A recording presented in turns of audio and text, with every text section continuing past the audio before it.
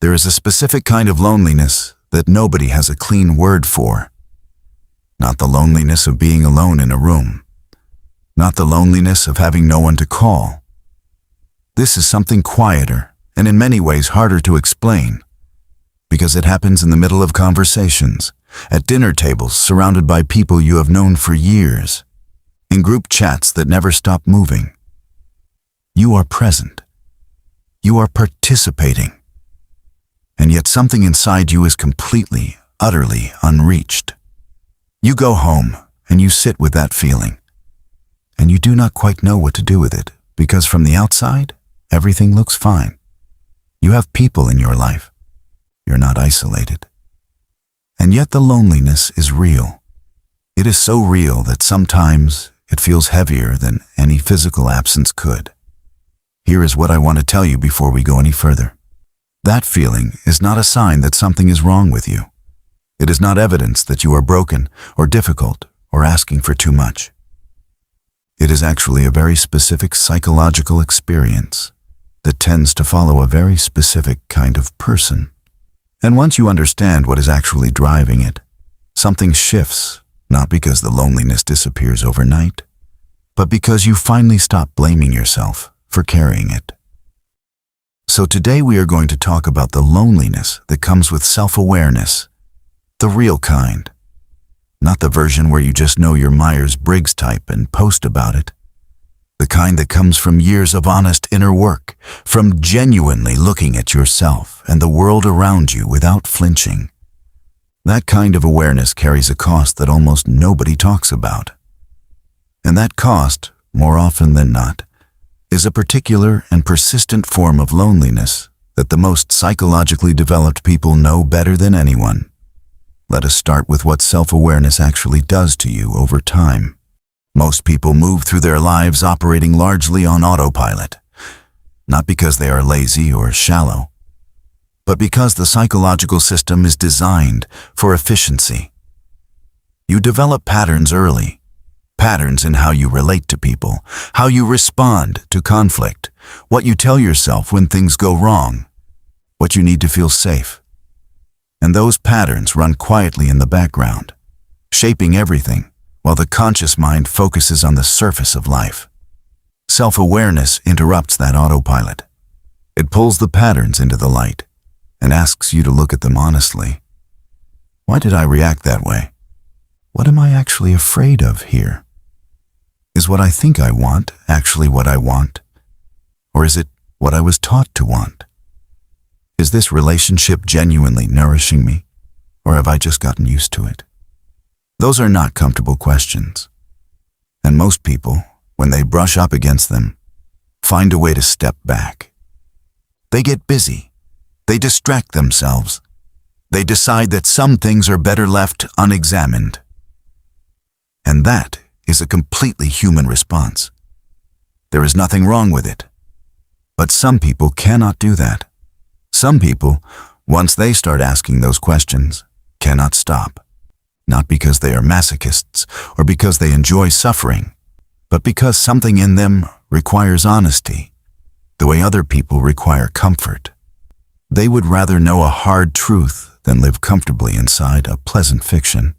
And that orientation, that drive toward clarity over comfort, is where the loneliness begins. Because here is what happens when you start seeing clearly. You start noticing the gap between what people say and what they mean.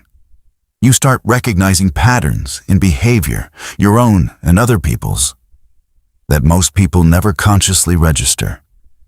You start seeing the dynamics underneath the surface of relationships.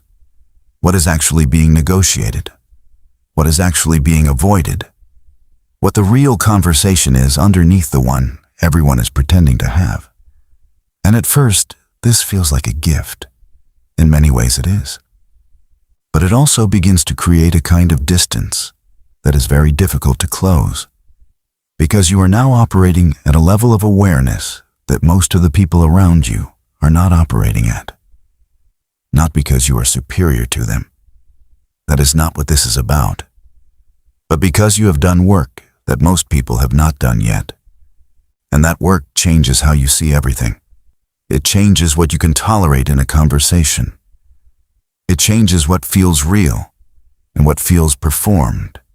It changes what you need from connection in order to feel genuinely connected. And what you need becomes harder to find. You need conversations that go somewhere real. You need people who can sit with complexity without immediately reaching for a simple answer. You need relationships where you can say the true thing, the actual thing you are thinking, not the edited version that will land well, and have it received with something other than discomfort or deflection. You need to be around people who are also willing to look honestly at themselves, because being around people who are not is an exhausting and ultimately lonely experience, no matter how much warmth is in the room. That is a specific kind of need, and meeting it is genuinely difficult. Here is something worth sitting with. The more clearly you see, the more aware you become of what is missing in a given interaction. A person with low self-awareness can have a surface-level conversation and walk away feeling connected because they were not tracking the 40 things happening underneath the surface. They were just in the conversation. That is actually a kind of freedom. But you are tracking the 40 things. You are noticing the moment someone deflects instead of answers. You are feeling the difference between a moment of real contact and a moment of social performance. You are aware, in real time, of whether what is happening between you and another person is genuine, or whether you are both just filling space with words. And that awareness, as valuable as it is in other contexts, can make ordinary human interaction feel hollow in a way that is very hard to explain to someone who does not experience it. This is not arrogance. It is not impatience with people. It is simply the experience of having developed a need that the average social interaction is not designed to meet. And the gap between that need and what is typically available is where the loneliness lives. There is a psychological concept worth introducing here. The philosopher and psychologist Abraham Maslow talked about the hierarchy of needs. And near the top of that hierarchy, he placed something he called self-actualization. The drive to become fully what you are capable of becoming. To live from your actual values rather than inherited ones. To move toward authenticity rather than approval. Maslow noticed something about people who were genuinely on that path. They tended to experience a particular kind of aloneness. Not because they were antisocial or cold, but because their inner life was rich enough, and their standards for genuine connection high enough that casual belonging simply did not satisfy the same hunger anymore. They needed something more specific, more honest, more real. And that thing was rarer than most people realize. Carl Jung said something similar when he wrote about the process of individuation. Becoming a whole and integrated person, Jung argued, requires separating yourself from the collective in important ways. It requires questioning the assumptions everyone around you takes for granted. It requires developing your own values rather than simply inheriting the values of your family or your culture or your social group.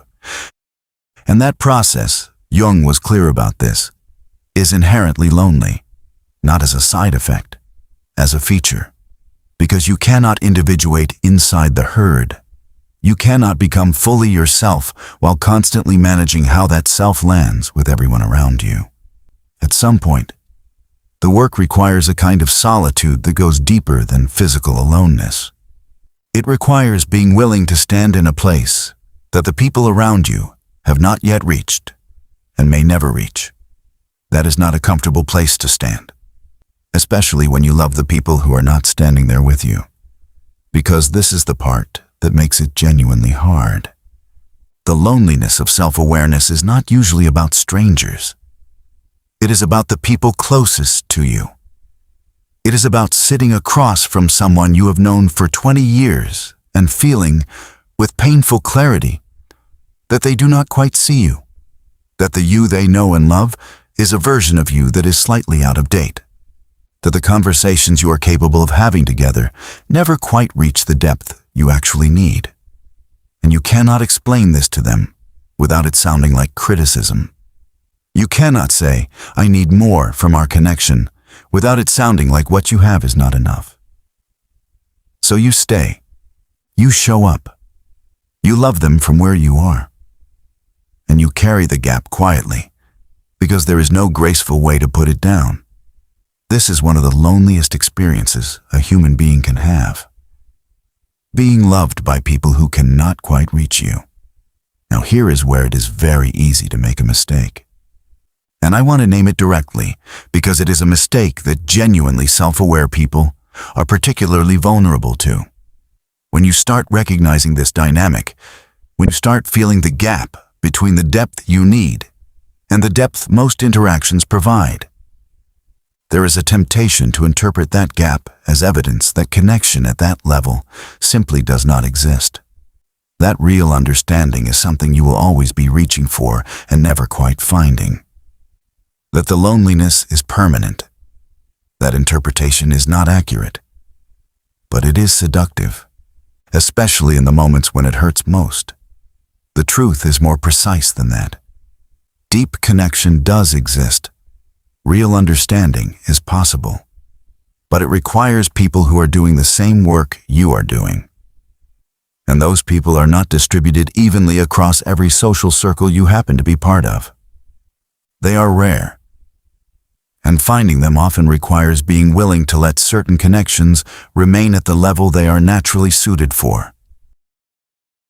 Which means accepting some loss, some grief, some honest acknowledgement that not every relationship can be everything. That acceptance is its own form of self-awareness. And it is one of the harder ones to reach.